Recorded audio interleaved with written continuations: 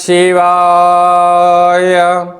ఓం నమో నారాయణాయ.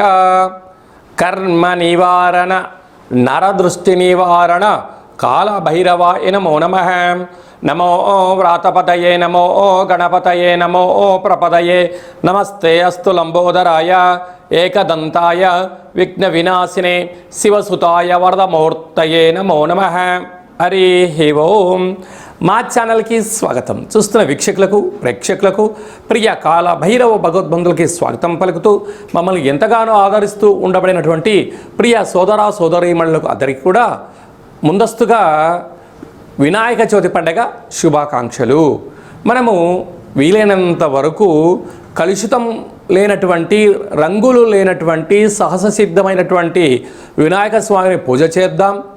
మనము రాబోయేటువంటి భావితరాలలో జలచరాశులు నీటిని మనము కాలుష్యం లేకుండా కాపాడుకోవడం మన అందరి బాధ్యతగా భావించగలగాలి. 1/9/2025 నుండి 15/9/2025 వరకు పుట్టినటువంటి వారందరికీ కూడా ముందస్తుగా జన్మదిన శుభాకాంక్షలు. గతంలో వివాహం చేసుకున్న వారికి వివాహ వార్షికోత్సవ శుభాకాంక్షలు. ద్వాదశ రాశుల్లో గ్రహ గమనాన్ని వీక్షింపచేద్దాం. మిథున రాశిలో దేవగురు బృహస్పతి సంచార స్థితి, కర్కాటక రాశిలో శుక్ర సంచార స్థితి, సింహరాశిలో రవి మరియు బుధ సంచార స్థితి మరియు కేతు సంచార స్థితి, త్రిగ్రహ సంచార స్థితి, రవి భగవానుడు స్వక్షేత్ర సంచార స్థితి, కన్యరాశిలో కుజ భగవానుడు సంచార స్థితి, కుంభరాశిలో రాహు భగవానుడు, మీనరాశిలో శని భగవానుడు సంచార స్థితితో ద్వాదశ రాశుల్లో గ్రహ గమనాలు ఈ విధంగా ఉన్నాయి. కుంభరాశి వారికి ఒకవైపు ఏలనాటి శని చివరార్థ సంచార స్థితి, గ్రహణం కూడా జరుగుతూ ఉంది. జాతకంలో ఒకవైపు అష్టమంలో కుజ సంచార స్థితి ఉంది. అనేక రకాల దోషాలు పొంచి ఉన్నాయి. ఇలాంటి కాల సమయంలో విఘ్నేశ్వర స్వామి వారికి ఎలాంటి నైవేద్యం పెట్టడం వలన దోషం తొలగిపోతుందో ఈ వీడియోలో సవివరంగా సంపూర్ణంగా తెలుసుకుందాం. కుంభరాశిలో ఏ నక్షత్రాలు వస్తాయి అనగా ధనిష్ఠా నక్షత్రంలోని 3వ పాదం, 4వ పాదం, శతభిష నక్షత్రంలోని 4 పాదాలు, పూర్వభాద్ర నక్షత్రంలోని 1, 2, 3 పాదాలు కలిపితే కుంభరాశి. రాశాధిపతి శని భగవానుడు. రాశిలోనే రాహు సంచార స్థితి ఉండడం, భాద్రపద మాస శుక్లపక్ష పూర్ణిమ తిథియందున శతభిష నక్షత్రంతో సంపూర్ణ చంద్రగ్రహణం రావడం చాలా దోషంగా భావించగలగాలి. ఏలనాటి శని చివరార్ధ సంచార స్థితి, అష్టమంలో కుజ సంచార స్థితి. అంటే ప్రస్తుత కాలమానంగా గ్రహాలు ముప్పేట దాడి చేస్తున్నాయని చెప్పి కుంభరాశి వారు బాగా గుర్తుపెట్టుకోగలగాలి. ఇలాంటి కాల సమయంలో విఘ్నేశ్వర స్వామి వారి యొక్క శరన్నవరాత్ర మహోత్సవ దీక్షలో పాల్గొనడం, చంద్రుణ్ణి చూడకపోవడం బాగా సంకల్పించుకోగలగాలి. చంద్రుని చూసారా ఇక మీకు ఉంటుందండి అన్న పరిస్థితి ఇక్కడ ఉంటుంది. కృష్ణ పరమాత్ముడే ఎన్ని అష్టకష్టాలు పడ్డాడో మనందరికీ తెలుసు. చేయని నిందకు మీరు ఆర్థిక నేరాలు, ఆర్థిక ఇబ్బందులు, శారీరకమైన ఇబ్బందులు, దీర్ఘకాలికమైన వ్యాధులు, యంత్రాలతో ఆయుధాలతో ప్రమాదాలు పొంచి ఉన్నాయి. తస్మాత్ జాగ్రత్త. ఇలాంటి కాల సమయంలో స్వామివారికి బెల్లం పాకంతో కూడుకున్న పదార్థాలను నైవేద్యంగా ఏర్పాటు చేయడం, వీలైతే పాలతో స్వామివారికి అభిషేకం చేసి పంచామృతాలను దానం చేయడం, విశేషంగా ఎర్రటి కుడుములను స్వామివారికి నైవేద్యంగా ఏర్పాటు చేయడం, స్వామివారికి పసుపు రంగు వస్త్రాన్ని అలంకరింపచేయడం వలన గ్రహదోషం తొలగుతూ ఐశ్వర్యానికి ఆనందానికి దగ్గర అవుతారని చెప్పి గమనించాలి. భాద్రపద మాసంలో అలాగనే సెప్టెంబర్ మాసంలో ముఖ్యమైనటువంటి పండగల గురించి క్లుప్తంగా సవివరంగా సంపూర్ణంగా తెలుసుకుందాం. మనకు సెప్టెంబర్ మాసం ప్రారంభం అయ్యేసరికే మనకు వినాయక నవరాత్రులు జరుగుతున్నాయి కనుక మనకు 6వ తారీఖున విఘ్నేశ్వర స్వామివారు శరన్నవరాత్ర మహోత్సవాలన్నీ కూడా ముగించుకొని గంగా తీరం వైపు స్వామివారు బయలుదేరుతూ ఉంటారు కనుక వెళ్ళేటువంటి కాలక్రమంలో అందరము కూడా నిశ్శబ్దాలను ఎక్కువగా పాటిస్తూ శబ్దరహితమైనటువంటి జీవనాన్ని ముందుకెళ్తూ ఎందుకంటే శబ్ద కాలుష్యం అనేది చాలా అధికమవుతుంది. వాటితో పాటి కోలాహలాలు సంపూర్ణమైనటువంటి శాంతి భద్రతలకు అనుకూలంగా ఉంటూ స్వామివారిని ఏ ఆనందంగా అయితే మనము కూర్చోబెట్టామో ఆ గంగా తీరం దగ్గరికి వెళ్ళి పంపించి మళ్ళీ మనమందరం క్షేమంగా ఇంటికి చేరాలని చెప్పి కూడా మనసారా అందరం కోరుకుందాం. క్రమశిక్షణ అనేటువంటిది మన భారతదేశ సనాతన సాంప్రదాయము. ఒకానొక కాల సందర్భంలో బాలగంగాధర్ తిలక్ గారు మనము భారతీయులము ఒకే చోట కూర్చొని మనల్ని అందరినీ కలుపుకొని భారతదేశ స్వతంత్రం రావడానికి ఎలా మనకు స్వామివారు ఎలా ఆశీర్వదించారో రాబోయే కాలంలో కూడా ఎవరి జీవితాలలో కూడా అష్ట కష్టాలు లేకుండా అష్ట ఐశ్వర్యాలను ప్రసాదించాలని ప్రతి ఇంట, ప్రతి గ్రామాలలో, ప్రతి వాడలలో, ప్రతి దేశంలో మనం చేసేటువంటి విఘ్నేశ్వర స్వామి వారి యొక్క గంగా తీర ప్రయాణ శుభాకాంక్షలు. అందరూ క్షేమంగా ఉండాలి, అందులో మనమందరం ఉండాలని కూడా కోరుకుందాం. 7వ తారీఖున భాద్రపద మాస శుక్లపక్ష పూర్ణిమ, అందులో ఆదివారము.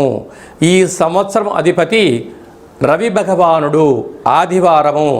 అదే కాకుండా కూడా ఈ సంవత్సరంలో మొట్టమొదటిసారిగా వస్తూ ఉండబడినటువంటి చంద్రగ్రహణము, రాహుగ్రస్త చంద్రగ్రహణం జరుగుతుంది కనుక వీలైనంత వరకు 7వ తారీఖు సాయంత్రం 4:30-5 గంటలకే ఆహారాన్ని సంపూర్ణంగా భోజనం చేసి వీలైతే ఉపవాసం చేయడము ఉత్తమోత్తంగా భావించగలగాలి. అలాగా 9:55 గ్రహణ ప్రారంభ కాలము, 2 గంటలకు మధ్యకాలము, 3:55 మోక్షకాలం ఉంది కనుక గ్రహణము పట్టు స్నానము, విడుపు స్నానము వీలైతే చేయండి. వీలైనంత వరకు ఆధ్యాత్మికంగా ఉండే ప్రయత్నం చేయండి. వీలైనంత వరకు దైవనామస్మరణ, ఆధ్యాత్మిక చింతన చేయడం వలన చంద్రగ్రహణ దోషాలు తొలగిపోతాయి. ప్రధానంగా ఎవరికి దోషం అన్నట్లయితే రాశిలోనే గ్రహణం జరుగుతుంది కనుక కుంభరాశి వారికి ఆరోగ్యాలు, ప్రయాణాలు, ఆటంకాలు, ఇబ్బంది ఉంటాయని చెప్పి గమనించాలి. 2వ రాశి అయినటువంటిది మీనరాశి వారికి వ్యయంలో గ్రహణం జరుగుతుంది కనుక అనవసరమైన ఖర్చులు, వాహన ప్రమాదాలు పొంచి ఉన్నాయి, తస్మాత్ జాగ్రత్త. అలాగనే అష్టమ స్థానంలో కర్కాటక రాశి వారికి అష్టమ స్థానంలో గ్రహణం జరుగుతుంది కనుక వీలైనంత వరకు దూర వాయు జల ప్రయాణాలు పెట్టుకోకపోవడము, మౌనము, ధ్యానము, ఏకాగ్రతగా ఉండడము, వీలైనంత వరకు నోరు ఉంది కదా అని చెప్పి దుష్ప్రవర్తన చేయకపోవడం ఉత్తమోత్తంగా భావించగలగాలి. అలాగనే అర్ధాష్టమ సంచార స్థితిలో వృశ్చిక రాశి వారు ఉన్నారు. యంత్రాలతో, ఆయుధాలతో, ఫ్యాక్టరీలలో, కర్మాగారాల్లో, గృహాలలో అంటే ఇంటి పని చేసేటువంటి వారందరూ కూడా ఎంతో జాగ్రత్తగా ఉండాలని జ్యోతిర్విజ్ఞానం తెలియచేస్తుంది.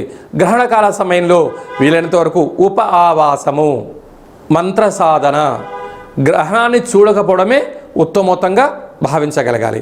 ఇలాంటి కాల సమయంలో విదేశాలలో ఉండబడిన వారు కానీ మనకు దగ్గరగా ఉండబడిన ప్రాంతాలు ఈ దోషం తొలగించుకోవడం కోసము వీలైతే జపతర్పణాలు చేయండి. గ్రహణకాల తదనంతరము దగ్గరగా ఉండబడిన దేవాలయానికి వెళ్ళి ఆ యొక్క పూజారులను చెప్పినట్టు విధంగా ఆ రాగి చెంబు నిండా పాలు, అలాగా మరొక కేజీన్నర మినుములను దానం చేయడము, జపము, తర్పణము, హోమం చేయించుకోవడము ఉత్తమోత్తంగా భావించగలగాలి. ఇదల్లా కుదరలేనటువంటి వారు ఈ కింది నెంబర్ సంప్రదించగలిగినట్లయితే మీ యొక్క గోత్రనామములతో పూజ చేయించి ఆ యొక్క జప ఫలములను మీకు అందజేయడం జరుగుతుందని చెప్పి కూడా గమనించగలగాలి. అదే కాకుండా ఈ సంపూర్ణమైనటువంటి దోషాలు ఎవరిపైన ఉండకుండా ఉండాలని కోరుకుంటూ అందరికీ ఐశ్వర్యాన్ని ప్రసాదించాలని కూడా ఆ యొక్క రాహు భగవాను, చంద్ర భగవాను కోరుకుందాం. 14/9/2025 భాద్రపద మాస బహుళ అష్టమి తిథియందున మనకు భాద్రపద మాసం అనగానే పితృపక్షాలకు మనకు గుర్తు వస్తూ ఉంటుంది. అలాగే అష్ట కష్టాలు తొలగించడం కోసం ఆ రోజు వీలైనంత వరకు గతించట పెద్దవారి పేరు మీద స్మరణ చేసి కాకులకు, ఆవుకు ఆహారాన్ని, సాధువులకు అన్నదానాన్ని, స్వయంపాక దానాన్ని చేసినట్లయితే గృహంలో ఉండబడిన అష్ట కష్టాలు తొలగిపోతాయని చెప్పి గమనించగలగాలి. కనుక ఈ సంవత్సరము మనము కాశీ క్షేత్రంలో ఇలాంటి క్రతువు కార్యక్రమాలన్నీ ఏర్పాటు చేస్తున్నాము. అలాగనే గయా, అయోధ్య, మనకు విశేషమైనటువంటి ఎక్కడైతే పిండ ప్రధాన కార్యక్రమాలు చేయాలో అన్ని ప్రాంతాలలో మనము ఈ కార్యక్రమం ఆచరింపచేస్తున్నాం. అంటే మన పెద్దవారు పాడ్యమి తిథి ఎందున పరమపదింపజేశారు అనుకుందాం. చైత్రమాసమో, వైశాఖ మాసమో, జ్యేష్ఠ మాసమో పాడ్యమి తిథి ఎందున వాళ్ళకు గుర్తుపెట్టుకొని స్వయంపాక దానము ఈ యొక్క కార్యక్రమాల పితృ కార్యక్రమం ఆచరింపచేయడము యోగదాయకం. ఏకాదశి రోజు కాలమయ్యారు, ఏకాదశి రోజు కార్యక్రమాలు ఆచరింపచేయడం. అలా కుదరలేనటువంటి వారందరూ కూడా అమావాస్య తిథి ఎందున ఈ పితృ కార్యక్రమాలు ఆచరింపచేయడం వలన వారి యొక్క వంశదేవతలు, కులదేవతలు, పితృదేవతలు ఆశీస్సు కలిగి వారికి వారి యొక్క అనువంశికానికి పుత్ర, పుత్రిక, పౌత్ర, రాజయోగ ఐశ్వర్యం కలుగుతుందని చెప్పి కూడా గమనించగలగాలి. అలాగే భూమండలానికే కైలాస క్షేత్రం అయినటువంటి మనకు విశేషమైన కాశీ క్షేత్రంలో అలాగనే రావణ బ్రహ్మ గారు స్వయంగా తన యొక్క చేతులతో ఆత్మలింగాన్ని తీసుకొని వచ్చినటువంటి క్షేత్రంలో మనం ఇలాంటి పితృ కార్యక్రమాలను ఆచరింపచేయడం జరుగుతూ ఉంటుంది. అలాగా మనం ఆయా స్థలాలలో మనం పెట్టినట్లయితే విశేషమైన పుణ్య ఫలితం కలిగి కోటి జన్మల పుణ్య ఫలితం కలుగుతుందని చెప్పి కూడా గమనించాలి. ఈ విధంగా అందరికీ శుభం, జయం, లాభం కలగాలని కోరుకుంటూ ఆశీర్వచనం. ఓం శతమానం భవతి శతాయు పురుష సతేంద్రియ ఆయుష్యేవేంద్రియే ప్రతిష్టతి ధనం ధాన్యం బహుపుత్రలాభం శత సంవత్సరం దీర్ఘమాయు సర్వే జనా సుఖినో భవంతు లోకా సమస్తా సుఖినో భవంతు సర్వం విఘ్నేశ్వరార్పణమస్తు. హరి ఓం.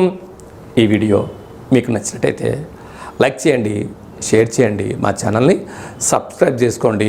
ఆధ్యాత్మిక భక్తి సమాచారాన్ని అందరికన్నా ముందుగా మీరు తెలుసుకోవాలి అనుకుంటున్నట్లయితే ఈ యొక్క భక్తి సమాచారాన్ని భగవద్బంధులకు, మిత్రులకు, స్నేహితులకు చేరవేయండి. హిందూ ధర్మాన్ని కాపాడండి. మరొక చిన్న విషయం ఏమిటనగా, మీ వ్యక్తిగత జాతకం తెలుసుకోవాలి అనుకుంటున్నట్లయితే మీ యొక్క పేరు, పుట్టినటువంటి తేదీ, నెల, సంవత్సరం, సమయం రాసి మీరు పంపించగలిగినట్లయితే 100 సంవత్సరాల జాతకాన్ని రాసి పంపించి మీరు పుట్టినప్పుడు గ్రహ గమనాలు ఎలా ఉన్నాయి, మీరు ప్రస్తుత కాలమాన ప్రకారంగా గ్రహాలు ఎలా ఉన్నాయి, భవిష్యత్తులో ఎలా ఉండబోతున్నాయో తెలియజేయడం జరుగుతుందని కూడా గమనించగలగాలి. చాలామందికి డేటా బర్త్లు లేనటువంటి వారికి పేరు యొక్క మొదటి అక్షరాన్ని అనుసరిస్తూ రాశిని తెలియచేస్తూ రమణ శాస్త్రం ద్వారా అనగా గవళ ద్వారా భూత, భవిష్యత్, వర్తమానాన్ని తెలియజేయడం జరుగుతుంది. కనుక ఈ కింది నెంబర్ని సంప్రదించి అపాయింట్మెంట్ తీసుకొని సంప్రదించగలరు.